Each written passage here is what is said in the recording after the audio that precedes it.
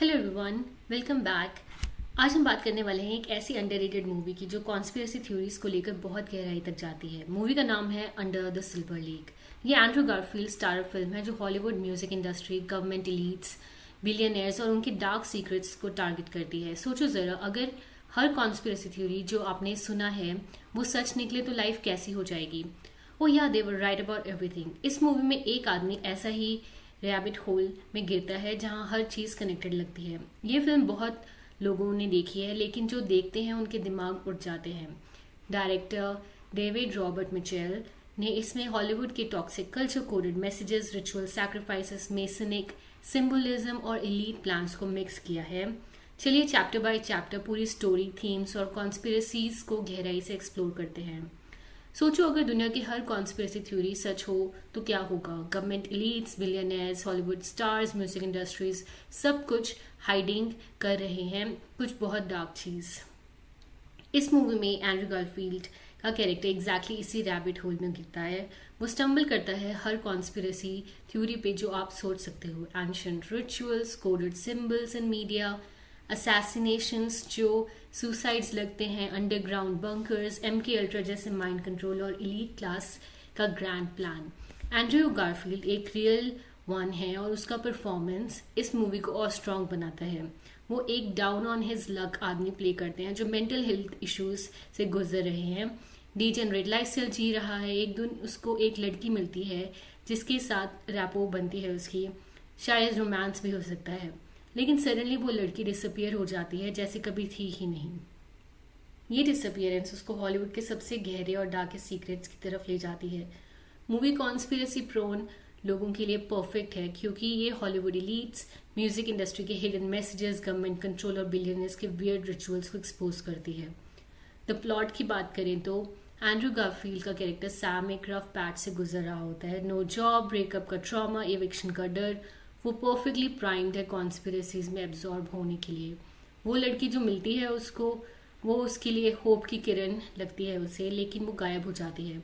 कोई उसको जानता तक नहीं। ये मिस्ट्री उसको रैबिट होल में धकेल देती है।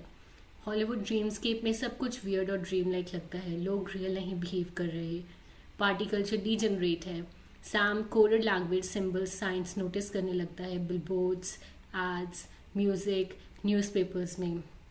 Films controversy. जब ये मूवी रिलीज हुई तो बहुत डिवाइड हो गई।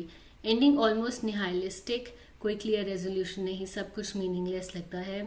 कुछ लोगों ने इसको मिसोजिनिस्टिक बोला क्योंकि कैमरा वुमेन के अराउंड लिंगर करता है, लेकिन डिफेंडर्स कहते हैं कि डेलिबरेटली सैम के मिसोजिनिस्टिक माइंडसेट को शो करता है जो ब्रेकअप के बाद वुमेन को प्लेथिंग्स समझता है। ये हॉलीवुड हेट फिल्म भी कहा गया है क्योंकि ये एलीट कल्चर, टॉक्सिक इंडस्ट्री को एक्सपोज करती है, लेकिन असल में ये कैरेक्टर आर्क के बारे में है। एक आदमी की कॉन्स्पिरेसी रैबिट होल में जाना और उसमें खो जाना। So the conspiracy spoiler free रखेंगे। मूवी में सिंबल्स, कोड्स, हिडन मैसेजेस हर जगह हैं। Hollywood elite secret language use करते हैं ऑडियंस को प्रोग्राम करने के लिए। म्यूजिक में कोडेड लिरिक्स, बिलबोर्ड्स पे साइंस, एंशिएंट इजिप्शियन और एस्टेक रिचुअल्स, असैसिनेशंस जो सुसाइड्स लगते हैं, मेसोनिक लोर, बिलियनर क्लास का ग्रैंड प्लान, सब कुछ इसमें है। अगर आप कॉन्स्पिरेसी थ्योरीज में इंटरेस्टेड हो तो ये मूवी आपको गिव मी मोर वाला फील देगी।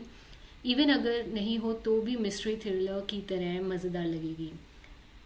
द कोड्स और म्यूजिक इंडस्ट्री। सैम होबो किंग से मिलता है जो अंडरग्राउंड वर्ल्ड का गेट कीपर है। वो बताता है कि सिंबल्स ट्रांजिएंट्स के लिए वार्निंग्स होते हैं, लेकिन यहाँ वेल्दी लोग इन्हें यूज़ करते हैं। म्यूजिक इंडस्ट्री में भी ये कोड्स हैं। एक बैंड के एल्बम में लिरिक्स और कवर पे सिंबल्स हैं जो मैसेज देते हैं। सैम सॉन्ग राइटर से मिलता है जो एलीट्स के लिए कोडेड सॉन्ग्स लिखता है, लेकिन वो खुद नहीं जानता कि ये सब क्या मीन करता है। ये आर्बिट्ररी है, मीनिंगलेस। ये रेवलेशन सैम को और कंफ्यूज कर देती है।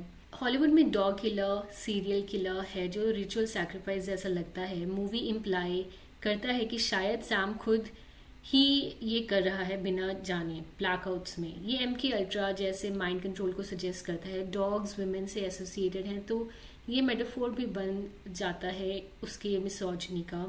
आउल्स किस एक एंटिटी है जो एलीट्स यूज़ करते हैं टारगेट्स को किल करने के लिए और सुसाइड जैसे दिखाने के लिए। डॉलर बिल पे आउल का सिंबल भी इसको पॉइंट करता है। मेसनिक लॉर और फ्री मेसनरी रेफरेंसेस बहुत हैं इस फिल्म में।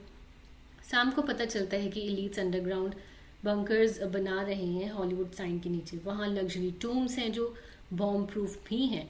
गर्ल्स को ब्राइड्स बना के लेके जाते हैं ताकि दूसरी डायमेंशन में असेंड कर सकें। ये कल्ट लाइक रिचुअल है। लड़की जिसे सैम ढूंढ रहा था विलिंगली गई थी, ये उसको शैटर कर देता है, सब कोड्स डिकोड कर लेता है, लेकिन कोई बिग क्लाइमैक्स नहीं होता, कोई एक्शन सीक्वेंस नहीं है। वो एक्सेप्ट कर लेता है कि ये सब आर्बिट्ररी है, मीनिंगलेस। कॉन्स्पिरसीज रियल हैं लेकिन उनका कोई ग्रैंड पर्पस नहीं, ये उसके पर्सनल प्रॉब्लम से एक एस्केप था। मूवी कॉन्स्पिरसी थ्योरिस्ट को क्रिटिक करती है कि वो अपने इश्यूज अवॉइड करने के लिए रैबिट होल्स में जाते हैं। साथ ही ये कहती है कि दुनिया में वियर्ड चीज़ें सच में हो रही हैं। ये दोनों साइड्स को अपील करती है। तो ये ब्रिलियंट मूवी आपको कैसी लगी एंड आपको कैरेक्टर आर्क समझ आया हो होपफुली। एंड्रू गारफील्ड का परफॉर्मेंस ज़बरदस्त था मूवी में। अगर आप कॉन्स्पिरेसी थ्योरीज में इंटरेस्टेड हो तो मस्ट वॉच है आपके लिए। क्या आपने ये मूवी देखी है? क्या कॉन्स्पिरेसीज रियल लगे या सब मीनिंगलेस? कमेंट में ज़रूर बताइएगा एंड लाइक एंड सब्सक्राइब ज़रूर करिएगा। Take care.